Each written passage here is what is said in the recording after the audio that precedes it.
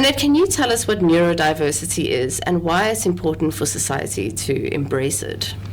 Charlie, yes, neurodiversity is seen as the range in differences in individual brain wiring, which is seen as the normal variation in a human population. Basically, it would mean that a brain will respond and process information from the environment differently, and also a neurodiverse brain will react and socially behave differently. And this differences is actually being seen also in the way that emotions and mental processes are managed. So your neurodiverse people or the viewpoint of neurodiversity challenges the whole seeing that all of the different neurodevelopmental conditions are to be diagnosed and seen as a pathology. So under this umbrella term, we're looking at things called ADHD, your autism, which is mainly the higher spectrum of autism or Asperger, as well as your dyslexic and dyscalculia, which is very poor in mathematics. Sure, okay.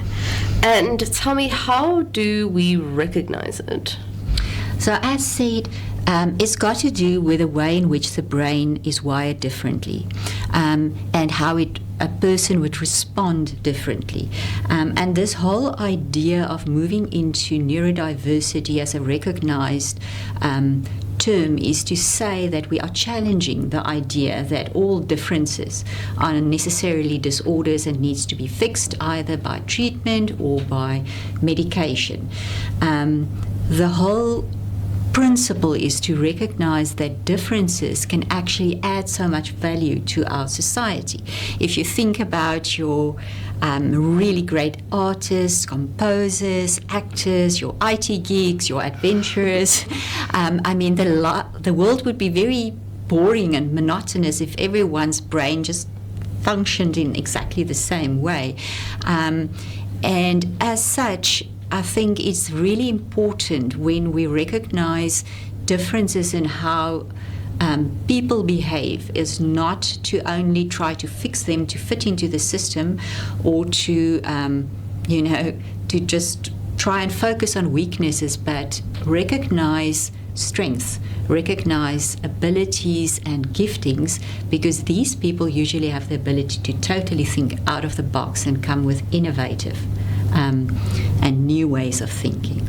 And tell me, for people who do struggle with neurodiverse challenges, what are some of the ways that they can manage them both personally and professionally? Well, first of all, it's important, Charlie, to realize that people who are neurodiverse will usually have a higher level of anxiety and stress because the world is geared towards the more average or neurotypical brain. So they feel kind of out of sorts with the world around them. So it's important to manage that, to also boost confidence and let them experience the value and the worth that they offer.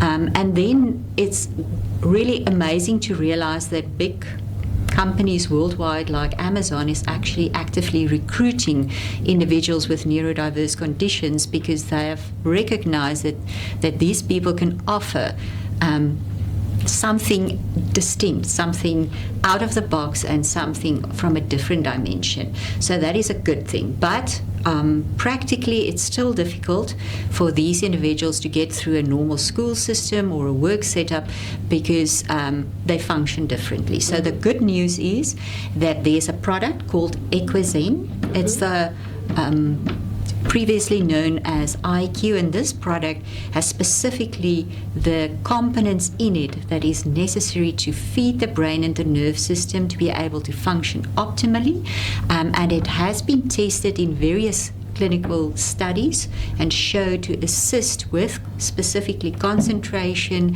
with your emotional sensitivities in people with ADHD, with autism, with dyslexia. and dyscalculia, and so-called dyspraxia also, which is also struggling with the ability to plan and to organize your life. And many of these actually also overlap into the neurodiversity spectrum. And because of the high amount of studies and the way that Equizin fits the neurodiverse person, it has been awarded the Neurodiversity Excellence Award. So it is ideal to feed the brain and to optimize the potential of a neurodiverse person. Amazing.